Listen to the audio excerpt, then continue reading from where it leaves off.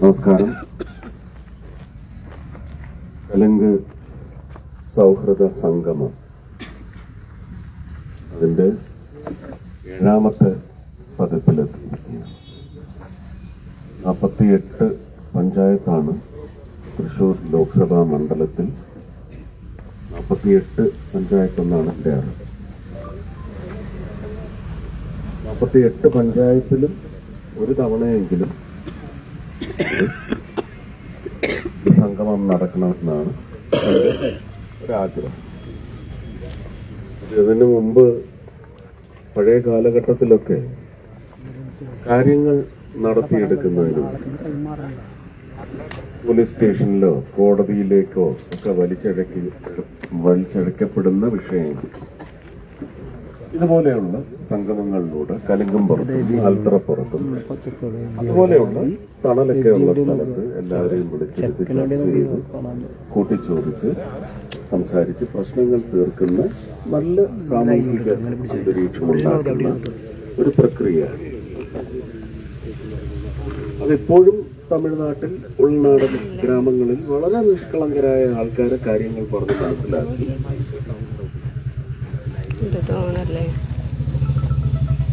പ്രശ്നങ്ങൾ പരിഹരിക്കുക എന്ന് പറയുന്ന ഒരു സംവിധാനമാണ്. അതിനകത്ത് വ്യക്തിപരമായ ആവശ്യങ്ങളൊക്കെ ഉണ്ട്. പക്ഷെ ജനാധിപത്യ സംവിധാനത്തിൽ ഇവിടെ ഞാനിപ്പോൾ നിങ്ങളുടെ മുമ്പിൽ വന്നിരിക്കുന്നത് നിങ്ങൾ തിരഞ്ഞെടുത്ത MP എന്ന നിലയ്ക്കും അതുവഴി മന്ത്രിയായ ഒരാളെന്ന നിലയ്ക്കുമാണ് വന്നിട്ടുള്ളത്. സാങ്കേതികമായിട്ട് എനിക്ക് നിങ്ങളുടെ ആവശ്യങ്ങളിലേക്ക് ഇടപെടാൻ പറ്റുന്ന തരത്തിലുള്ള കാര്യങ്ങൾ ചോദിക്കുകയല്ല, നിങ്ങൾക്കിവിടെ അവതരിപ്പിക്കണം. ഒരു ചോദ്യം ഉന്നയിച്ചിട്ട് കാര്യമില്ല, വിഷയം അവതരിപ്പിക്കണം. ആ വിഷയത്തിൽ കാമ്പുണ്ടായിരിക്കണം. വ്യക്തിപരം ഒട്ടുമേ ആയിരിക്കരുത്. കാരണം MP-യും മന്ത്രിയും എല്ലാം സമൂഹത്തിന്റെ സാമൂഹികമായ ആവശ്യങ്ങൾ, ഒരു ബസ് സ്റ്റോപ്പിന്റെ കുറവ്, ഹൈ മാസ്റ്റിന്റെ ഒരു MP-ക്ക് എന്ത് ചെയ്യാൻ പറ്റും അത്. ഇനി അതല്ല, മന്ത്രി എന്ന നിലയ്ക്ക് ഏതെങ്കിലും കേന്ദ്രീയ പദ്ധതികളുടെ മന്ത്രിസഭാ തലത്തിൽ ഇടപെടാൻ പറ്റുന്ന എനിക്ക് അധികാരപരിധിയുള്ള കാര്യം. ഇനി കേരളത്തിനെ സംബന്ധിക്കുന്നതാണെങ്കിൽ പോലും ഒരു MP എന്ന നിലയ്ക്ക് ഇവിടുത്തെ ഭരണ സംവിധാനത്തിൽ ന്യായമായും ചോദിച്ച് വാങ്ങിത്തരേണ്ട കാര്യങ്ങൾ അതിനെ സംബന്ധിച്ച് നിങ്ങൾക്ക് പറയാം. ഇനി അത് നടപ്പിലാക്കിയെടുക്കാൻ എന്തെങ്കിലും ബുദ്ധിമുട്ടുണ്ടെങ്കിൽ ഞാൻ പരസ്യപ്പെടുത്തും. പിന്നെ അത് ജീവിത സമരമാക്കി മാറ്റേണ്ടതും നിങ്ങളുടെ ഉത്തരവാദിത്തമാണ്. ഒരു രാഷ്ട്രീയ പാർട്ടിയെ ഏൽപ്പിക്കരുത്. അത് നിങ്ങളുടെ ആവശ്യമാണ്. അത് നിങ്ങൾ തന്നെ നിങ്ങളുടെ ഈ വിരലിന്റെ ശക്തി അന്നേരവും കാര്യങ്ങൾ നേടിയെടുക്കുന്നതിന് വേണ്ടി മുഷ്ടിയുടെ ശക്തിയല്ല, വിരലിന്റെ ശക്തി ഉപയോഗിക്കണം. എല്ലായിടത്തും ഈ തരത്തിൽ തന്നെയാണ് തുടങ്ങുന്നത്. പക്ഷെ കരുതിക്കുട്ടി ചില ആൾക്കാരെയൊക്കെ കൊണ്ടുവന്ന് നിർത്തി ഇതങ്ങ് വക്രീകരിക്കാനുള്ള ശ്രമമൊക്കെ നടത്തുന്നുണ്ട്. അത് സ്വാഗതാർഹമല്ല. പക്ഷെ അതിന്റെ തെറ്റും അപകടം എന്താണെന്ന് അവർ തന്നെ അനുഭവിച്ച് അറിഞ്ഞു. നമുക്ക് നല്ല കാര്യങ്ങൾ നടക്കുന്നതിന് വേണ്ടി വളരെ, ഞാനിപ്പോ സംസാരിക്കുന്ന രീതിയില്ല, ഇതിൽ തന്നെ തുടർന്നു പോകാനാകട്ടെ. ആ രീതിയിൽ നിങ്ങൾക്ക് പറയാനുള്ളത് പറഞ്ഞ് അതിനുള്ള പരിഹാരമാകുന്നത്. ഇപ്പൊ കരുവന്നൂർ ഞാൻ ഇപ്പോഴും വെല്ലുവിളിക്കുകയാണ്. ED വ്യക്തമായി PMLA കോടതിയിൽ, ഓർമ്മ ശരിയാണെങ്കിൽ ഏതാണ്ട് 7 മാസങ്ങൾക്ക് മുമ്പ് പറഞ്ഞതാണ്, ഞങ്ങൾ 100 ചില്ലാനം കോടി സ്വത്തുക്കൾ കണ്ടുകെട്ടിയിട്ടുണ്ട്. ഇത് പക്ഷേ ബാങ്കിന് മാത്രമേ ഇത് വിൽക്കാനും ഇതിന്റെ പണം കൊണ്ടുവരാനും അത് ബാങ്കിന്റെ രജിസ്റ്ററിലുള്ള ഇവിടെ പൈസ തന്നിരിക്കുന്ന പാവങ്ങൾക്ക് തിരിച്ചു കൊടുക്കാനും ബാങ്കിനെ സാധിക്കും, EDക്കോ പ്രധാനമന്ത്രിക്കോ സാധിക്കില്ല. പ്രധാനമന്ത്രി 2024 കുന്നംകുളത്ത് വന്നപ്പോൾ സംസാരിച്ചതും ഇത് തന്നെയാണ്. ED വഴി ഞങ്ങൾ കരുവന്നൂർ പോലെയുള്ള ബാങ്കുകളിൽ നിന്ന്, അഴിമതിക്കാരിൽ നിന്ന് പിടിച്ചെടുത്ത പണം തിരിച്ച് പാവങ്ങൾക്ക് കിട്ടിയിരിക്കും, അത് ഞങ്ങൾ തന്നിരിക്കും എന്ന് പ്രധാനമന്ത്രി പറഞ്ഞെങ്കിൽ അവിടെയാണ് ഈ 56 102 ഇഞ്ചൊക്കെ വെളിവാകുന്നത്. പക്ഷെ നിയമ സംവിധാനം ഈ ബാങ്ക് ആ തുക സ്വീകരിക്കണം, അല്ലെങ്കിൽ കണ്ടുകെട്ടി ED ഏൽപ്പിക്കാൻ ഡെപ്പോസിറ്റ് ചെയ്യാൻ ഉദ്ദേശിക്കുന്നത് അത് PMLA കോടതി പറഞ്ഞിട്ടുണ്ട്. കോടതി അതിനെ ചോദ്യം ചോദിച്ചിട്ട് ഇതുവരെ ആ കോഓപ്പറേറ്റീവ് ബാങ്കോ അല്ലെങ്കിൽ മറ്റ് കോഓപ്പറേറ്റീവ് ബാങ്കുകളോ അതിന് നടപടി എടുത്തിട്ടില്ല. അത് പിന്നെ നിങ്ങളുടെ ജീവിത സമരമാവണം. ആനന്ദവല്ലി ചേച്ചി വന്ന് എന്റെ നെഞ്ചത്തോട്ട് കയറിയിട്ട് കാര്യമില്ല. ഞാൻ വ്യക്തമായിട്ട് മറുപടി പറഞ്ഞു. നിങ്ങളുടെ മുഖ്യമന്ത്രി വഴി കോഓപ്പറേറ്റീവ് കാര്യങ്ങൾ സഹകരണ വകുപ്പ് കൈകാര്യം ചെയ്യുന്ന, അതാണ് പറഞ്ഞതിന്റെ സംക്ഷിപ്തമാണ്. അല്ല, മുഖ്യമന്ത്രിക്ക് നേരിട്ട് ആ വകുപ്പിൽ കയറി ചെയ്യാനൊക്കത്തില്ല. ആരാണോ സഹകരണ വകുപ്പ് അവരെ കൊണ്ട് പറഞ്ഞ്, പാവങ്ങളാണ് മുഖ്യമന്ത്രിയുടെ ഭരണത്തിന്റെ കരുതൽ, കരുണ, ദയ, കാരുണ്യം എല്ലാമെങ്കിൽ ഉറപ്പായിട്ട് ഈ കാശ് ED-യിൽ നിന്ന് അവിടെ ഡെപ്പോസിറ്റ് ചെയ്ത് വീതം വെച്ച് കൊടുക്കണം. അവിടെയാണ് ഈ കലുങ്ക് സംഗമ എന്താണ് അതിന്റെ ഉദ്ദേശം നടപ്പിലാവുന്നത്. അവിടെയാണ്. ഇത് നിങ്ങളുടെ മനസ്സിൽ കയറരുത്. ഇത് തെളിവായി പൊന്തി വരരുത്. ഇത് നിങ്ങളുടെ ഒരു ജനകീയ മുന്നേറ്റമായി വരരുത് എന്ന് ഉദ്ദേശമുള്ളവർക്ക് ഉറപ്പായിട്ടും വക്രീകരിക്കാനുള്ള ത്വരയുണ്ടാവും. അതിനെനിക്കൊന്നും ചെയ്യാനൊക്കത്തില്ല. അത് അവരുടെ അവകാശം. പക്ഷെ ദൈവമെന്നൊരാളുണ്ട്, കിട്ടിയിരിക്കും. എന്റെ വിശ്വാസം അതാണ്.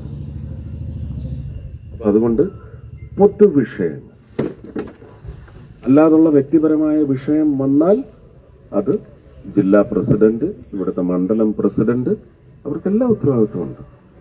അല്ലാതെ ക്വാറിക്കാരുടെ നിന്ന് 2 കോടി വാങ്ങുന്ന ജില്ലാ പ്രസിഡന്റുമാരാരും ഞങ്ങളുടെ കൂട്ടത്തിലില്ല. തിരുവനന്തപുരം കോർപ്പറേഷനിൽ വീട് വയ്ക്കുന്നതിനോ അല്ലെങ്കിൽ അതിനൊപ്പം അങ്ങനെ ഇല്ല. അങ്ങനെ ഉണ്ടെങ്കിൽ എന്നോട് പറഞ്ഞോളൂ, വെളിയിലെടുത്ത് കളഞ്ഞുതരാം. ഞാൻ എന്റെ പ്രവർത്തന കാര്യങ്ങളിൽ കൊണ്ടുവരുന്ന ഇടപാടുകളിൽ എന്തെങ്കിലും സത്യസന്ധമായി നിങ്ങൾക്ക് എന്റെ മുന്നിൽ കൊണ്ടുവന്ന് തെളിവ് സഹിതം ഒരു ഫ്രോഡ് നടന്നു എന്ന് വെച്ചാൽ പുറത്താക്കി തരാം. അവരും കേൾക്കുകയാണ് ഞാൻ പറയുന്നത്. അങ്ങനെയുള്ള വിഷയങ്ങളുമായി മുന്നോട്ട് വരാം. പറയാനുള്ളവർ ഇവിടെ വന്ന് നിന്ന് എന്നെ ഒപ്പുന്നത് പോലെ നിങ്ങളെയും അവർക്കൊപ്പാൻ സാധിക്കണം. ഇവിടെ വന്ന് നിന്ന് മൈക്ക് തരും, സംസാരിക്കണം. തുടങ്ങാം.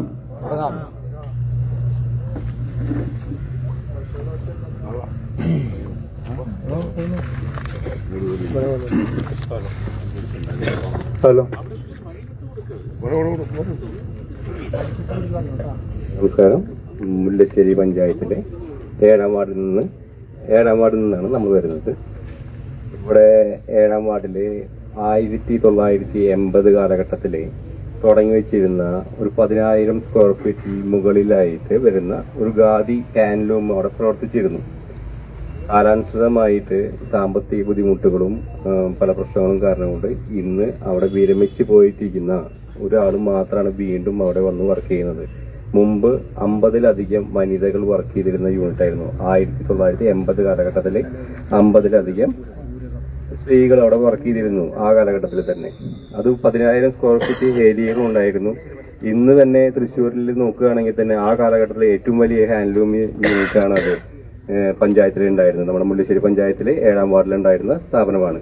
ഇപ്പോഴും സ്ഥാപനത്തിന്റെ അവസ്ഥ വളരെ ജീർണീയമായ അവസ്ഥയാണ്. അതിന് ആരും അധികാരികളായ ഭാഗത്തു നിന്നും ആരും ശ്രദ്ധിക്കുന്നില്ല. അതുപോലെ തന്നെ ഇന്ന് നമ്മുടെ കേരളത്തിലെ GI പ്രൊഡക്റ്റുകളിലെ, ജിയോഗ്രാഫിക്കൽ പ്രൊഡക്റ്റുകളിലെ ഏറ്റവും മുന്നിൽ നിൽക്കുന്ന ഒരു ഐറ്റം തന്നെയാണ് നമ്മുടെ കുത്താമ്പള്ളി ഹാൻഡ്ലൂം. അതുപോലെ തന്നെ ബാലരാമപുരം, കടോൽക്കട, കണ്ണൂര്, അങ്ങനെയുള്ള GI പ്രൊഡക്റ്റുകളിൽ പെട്ടിട്ടുള്ള ഈ ഒരു പ്രൊഡക്റ്റിന്റെ ഇന്ന് 50-ലധികം ഡയറക്റ്റ് എംപ്ലോയീസിനും അതുപോലെ തന്നെ അതിനോട് സപ്പോർട്ടീവായിട്ട് ഒരു 50 പരം മറ്റുള്ള അനധികമായിട്ടുള്ള മറ്റ് സപ്പോർട്ടിംഗ് ആയിട്ടുള്ള സ്റ്റാഫുകളും കൂടി വർക്ക് ചെയ്യുമ്പോൾ ഏകദേശം 100-ൽ പരം തൊഴിൽ ഓപ്ഷൻസ് അവിടെ ഉണ്ട് കൊടുക്കാനും അതുപോലെ തന്നെ നമുക്ക് വരുമാനം കിട്ടുന്നതിനും വേണ്ടിയിട്ടുള്ളത്. ഇതിന് വളരെ ശോചനീയമായ അവസ്ഥ ഇപ്പോൾ മിനിസ്റ്ററെ സാറിന്റെ ഒരു മുമ്പിൽ നമ്മൾ റിക്വസ്റ്റ് സമർപ്പിക്കുന്നുണ്ട്. അപ്പോൾ സാറിന്റെ മുമ്പിൽ മിനിസ്ട്രി ഭാഗത്ത് നിന്ന് എന്തെങ്കിലും ചെയ്യാൻ പറ്റുന്നുണ്ടെങ്കിൽ അതും ചെയ്ത് അതിന് ബാക്കിയുള്ള സപ്പോർട്ട് തരണമെന്ന് അപേക്ഷിക്കുന്നു.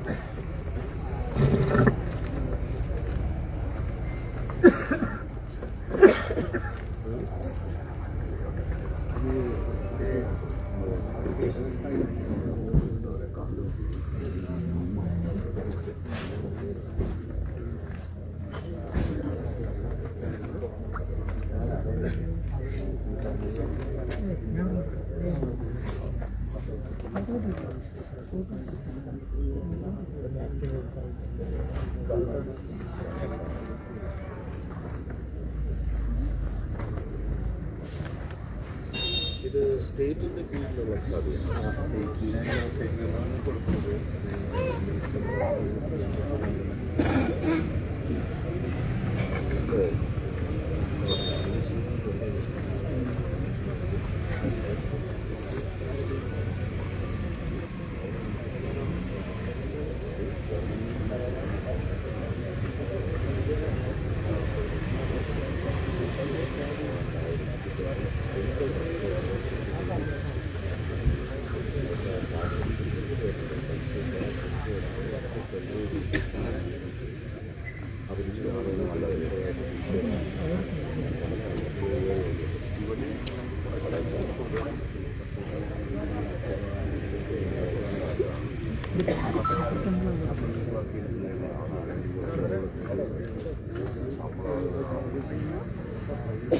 താമരശ്ശേരിയിലും ഇതുപോലെ ഒരു യൂണിറ്റ് ഉണ്ട്.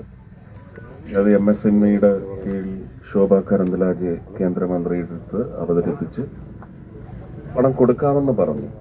അപ്പൊ ആ പണം കിട്ടുമ്പോൾ കിട്ടിക്കോട്ടെ എന്ന് വിചാരിച്ചിട്ടാണ് അവിടെ 40 ലക്ഷം രൂപ എന്റെ മകളുടെ ട്രസ്റ്റിൽ നിന്ന് പലിശരഹിത കടമായിട്ട് 1 വർഷത്തേക്ക് ഒക്ടോബർ 3-നാണ് കൊടുത്തത്.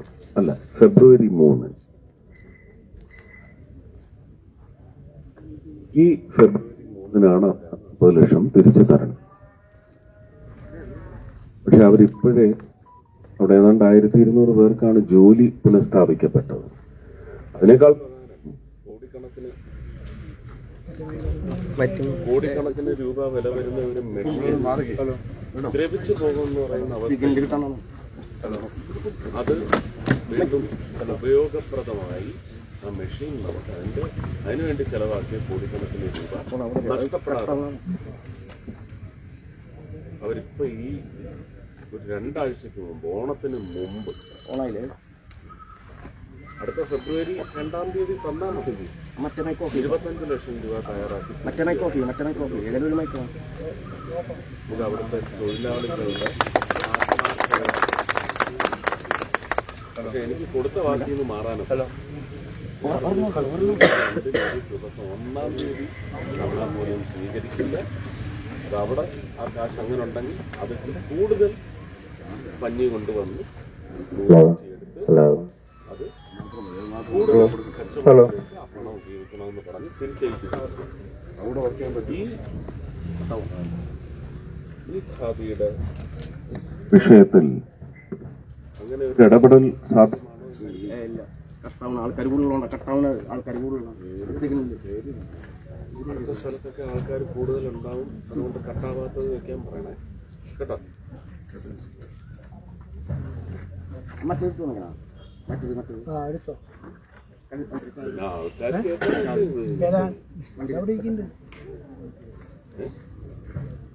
ആൾക്കാർക്ക് കേൾക്കാൻ ആള് കൂടിയത് കംപ്ലൈന്റ് ആവാം. അതെനിക്ക് പരിശോധിക്കാം. അങ്ങനെ ചെയ്ത് കൊടുക്കാനാണ് 3-ാം തീയതി അല്ലെങ്കിൽ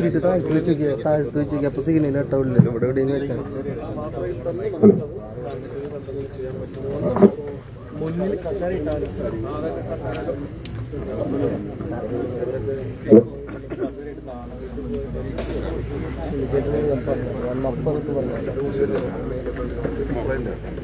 ഞാനിത് കേന്ദ്രമന്ത്രിയുടെ മുമ്പിൽ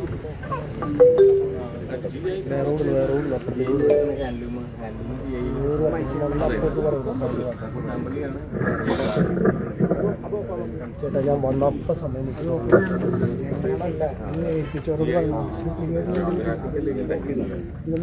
ഭൂമിശാസ്ത്രപരമായി ആ പ്രദേശത്ത് കുത്താമ്പള്ളിക്ക് മാത്രം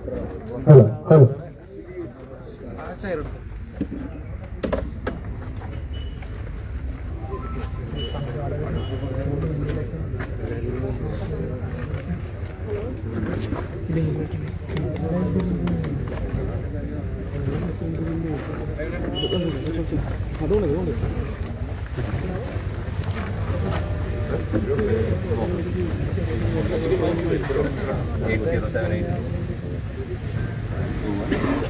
അതിലവിടെ കേട്ടോ പിന്നീട്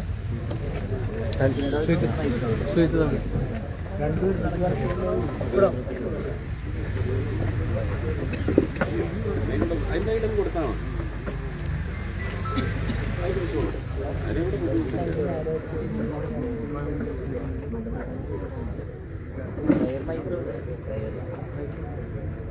അല്ലാതെ ഓടത്തില്ല, വേറെ വായിക്കാം. അവിടുത്തെ അതേ ഉള്ളൂ, വേറെ ഉള്ളൂ. മറ്റേ ഓടത്തില്ല. മറ്റേത് അതാണ്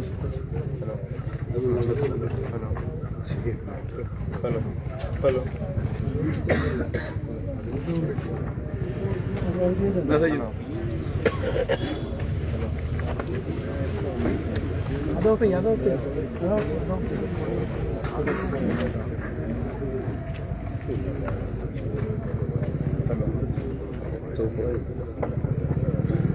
കുഴപ്പമില്ലാത്തതാണ്.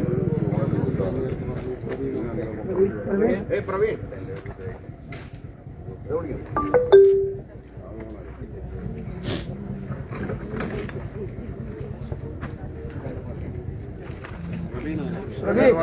വെറുതെ കേട്ടോ.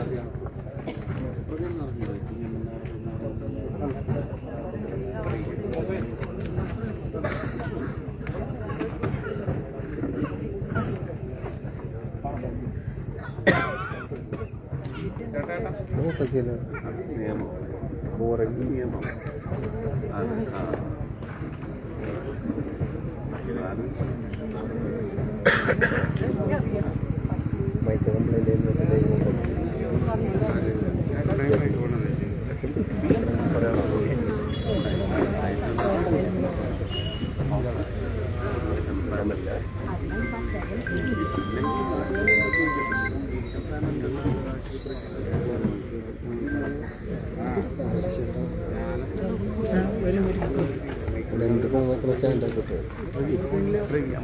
അതെവിടെ സ്റ്റാൻഡ് വണ്ടിയിലുണ്ട്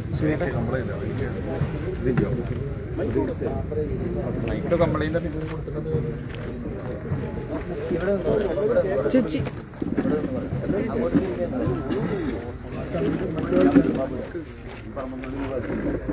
എൻ്റെ ഒരു പ്രശ്നം പൊതുവായതാണ്. ഇതിൻ്റെ ആവശ്യത്തിൽ കഴിഞ്ഞാൽ ഒന്ന് ചുറ്റി തിരിഞ്ഞൊന്ന് കാണാം. ജീർണാവസ്ഥയിൽ കിടക്കുന്ന ഒരു സാധനം ഒരു 2000 ദേവസ്വമാണ്. ആ ദേവസ്വം പറമ്പുള്ളി ദേവസ്വമാണ്. ഇവിടെ നിന്ന് കിട്ടുന്ന പൈസയും പോകുന്ന പൈസയും ഈ ക്ഷേത്രത്തിൻ്റെ ഒരാവശ്യത്തിന് വേണ്ടിയിട്ട് ചെലവഴിക്കുന്നില്ല. ഈ പൈസ എവിടെ പോകണമെന്ന് ആർക്കും അറിയില്ല. വളരെ ജീർണാവസ്ഥ. ഇതിപ്പോൾ ഇവിടെ ഒരു കാര്യം ക്ഷേത്രം നന്നായി കഴിഞ്ഞാൽ ഈ പരിസരം നന്നായി, ഈ പരിസരം നന്നായി മുല്ലശ്ശേരി പഞ്ചായത്ത് നന്നായി. ഇതിനനുബന്ധിച്ച് ഒരാളും ഒരു നടപടികളും ഇവിടെ സ്വീകരിക്കുന്നില്ല. ആരെന്തെങ്കിലും പറയുകയാണെങ്കിൽ അവരെ ഒറ്റപ്പെടുത്തും, അവരെ ഒരു കൂട്ടിച്ചേർക്കില്ല. ഇതിനു വേണ്ടിയിട്ട് ദേവസ്വത്തിൻ്റെ അഴുവാഞ്ചേരി മനസ്സിലേക്ക് പല പ്രാവശ്യവും ഞങ്ങൾക്ക് സ്വന്തമായി പൈസ കിട്ടിട്ട് ഞങ്ങൾക്ക് വണ്ടി ഒരുക്കി കൊണ്ടുപോകും. ഒരു മാനേജ്മെന്റോ ഒരു ക്ഷേത്രം നടത്തിയപ്പോഴോ വ്യക്തമായ ഒരു തീരുമാനങ്ങളും ഇവിടെ എടുക്കുന്നില്ല. ഈ ക്ഷേത്രം നന്നായിരുന്നെങ്കിൽ ഇവിടെ ഒരു പ്രശ്നമില്ല. ആരെങ്കിലും ഭരിക്കാൻ വേണ്ട. താങ്കൾക്ക് ഒന്ന് വെറുതെ ചുറ്റി ഇവിടെ ഒരു അമ്പലക്കുളം, സോറി ഞാൻ ഫേസ് ക്ഷമിക്കണം, ഇവിടെ ഒരു ചിറയുണ്ട്. കോണി വെച്ചിറങ്ങണ ചിറയിലേക്ക് ഇവിടെ ക്ഷേത്രം മരണാനന്തര കർമ്മം നടക്കുന്ന ഒരു സ്ഥലമുണ്ട്. പ്രൈവറ്റ് സ്വന്തം ഒരാൾ കയ്യേറിയിട്ട് ആ കൈവശം വെച്ചിരിക്കുക. മരണാനന്തര കർമ്മം നടത്താനും മറ്റ് വർഷത്തിലൊരിക്കൽ ശേഷക്രിയകൾ നടത്താനും ഉള്ളൊരു കുളമാണ്. ഒരാള് ഇതിന്റെ ദേവസ്വത്തിൻ്റെയോ ഇതിന്റെ പ്രസിഡന്റോ സെക്രട്ടറിയോ മാനേജറോ ഒരാളും രംഗത്ത് വരുന്നില്ല. ആ വിഷയം എഴുതി സർവേ നമ്പർ അടക്കം അതിനെഴുതി. തീർച്ചയായിട്ടും ഇമെയിൽ അയച്ച പോലെ ഞാൻ മന്ത്രി ശ്രീ രാജനോട് സംസാരിച്ചു. പക്ഷേ ഈ വികസനം, ഈ ക്ഷേത്ര വികസനം ഈ പറഞ്ഞിട്ടുണ്ട കാര്യം വേറെ അവസ്ഥയിൽ ഒരു ഹിന്ദുവിന്റെ അന്ധർമ്മം ഇവിടെ നടക്കുന്ന മുഴുവൻ അധർമ്മമാണ് സാർ. പിന്നെന്താ ഞാൻ അത് പറഞ്ഞത് കാര്യം? കുളത്തിനെ സംബന്ധിച്ച് MP ഫണ്ട് ചെയ്ത് ആശുപത്രി പണി. പക്ഷെ നിയമം എന്താ അനുശാസിക്കുന്നതെന്നറിയാം. ആ കുളം പിന്നെ പൊതുജന ആവശ്യത്തിന് അതിനകത്ത് ചിലപ്പോൾ മീൻ ആ മീൻ കൃഷി അതെല്ലാം അനുവദിക്കണം. അവർ സരോവർ എന്ന് പറഞ്ഞു പ്രധാനമന്ത്രിയുടെ അതിൽ ജലാശയങ്ങളെല്ലാം പുനരുജ്ജീവിപ്പിക്കുക. അത് നല്ല ജീവനുള്ള കുളമാണെങ്കിൽ തന്നെ അതിൻ്റെ വിസ്തൃതി അതിൻ്റെ ആഴം കൂടുതൽ മുറ്റുണ്ടാക്കുക. അത് സെൽഫ് ഹെൽപ്പ് ഗ്രൂപ്പുകളെ കൊണ്ട് അതിനകത്ത് മീൻ കൃഷി നടത്തുക എന്ന് പറയുന്ന പദ്ധതി അത് നമുക്ക് ക്ഷേത്രത്തിൽ സാധ്യമാണ്. അപ്പൊ അങ്ങനെയാണെങ്കിൽ MP ഫണ്ടിൽ നിന്ന് പടവ് കെട്ടണമെന്ന്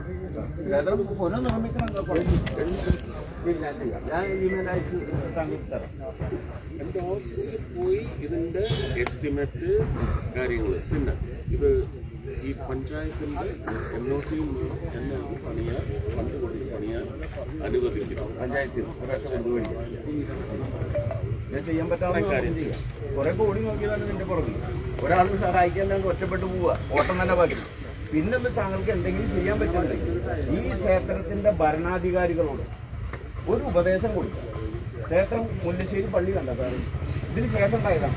ഇതിനെ ഈ കട്ട് റോഡിൽ കൂടെ ലെഫ്റ്റ് കഴിഞ്ഞാൽ വേറൊരു പള്ളിയുണ്ട്. ഇതിൽ നിന്ന് ഈ ക്ഷേത്രത്തിന്റെ ഈ ക്ഷേത്രത്തിന്റെ ഭൂമിയോട് പണിതന്ന ആ പള്ളി അതൊക്കെ ഒന്ന് പോയി കാണാൻ സാധിക്കും. നമ്മൾ മാത്രം ചെയ്യുന്ന ഇത്രയേ ഉള്ളൂ. ഇനിയിപ്പോൾ അതിനുള്ള മറുപടി പറഞ്ഞാൽ ഇവരൊക്കെ ചെയ്യുക എന്താണെന്ന് എനിക്കറിയാം. അവരെ കൊണ്ടുപോയി കഥയുണ്ടാക്കി അടുത്ത കുത്തിത്തിരിപ്പാക്കും ഇവിടുത്തെ ഏറ്റവും വലിയ ന്യൂസ്. ഇതെല്ലാം മുഖ്യമാണ്. അപ്പൊ നമ്മുടെ ഭാഗത്ത് ചെയ്യാൻ പറ്റില്ല. കഴിഞ്ഞ പ്രാവശ്യം അത് സംഭവിച്ചു. BMILയെ കുറിച്ച് പറഞ്ഞു, അതാർക്കും അറിയത്തില്ല. ന്യൂസായി ഒരിടത്തും എത്തിയില്ല. കേരളത്തിലെ പാവപ്പെട്ട ജനങ്ങളുടെ കൂരെയാണ് പ്രശ്നം. അത് അവർക്ക് പ്രശ്നമാണ്. ഇവിടെ മൊത്തത്തിൽ ഇവിടുന്ന് ഒരു ക്ഷേത്രത്തിൽ അപ്പൊ അതുകൊണ്ട് ഞാൻ അതിലൊന്നും തുനിയുന്നില്ല.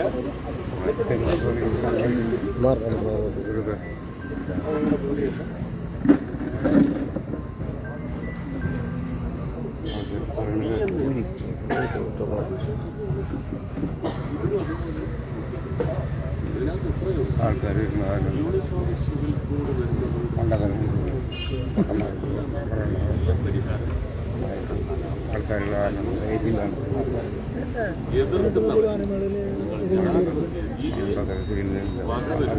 എതിർക്കുന്നവർ ഇതങ്ങോട്ട് അമർത്തും മനസ്സിൽ വെച്ചോണ്ട് അത് പൊതുജന നന്മയ്ക്കായി അത് വരുന്ന സമയത്ത്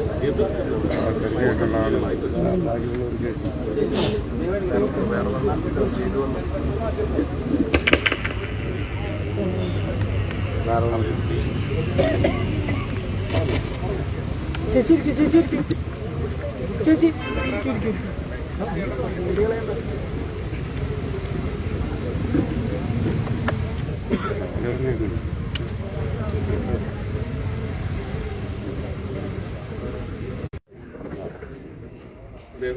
സ്കൂളിന്റെ പേര്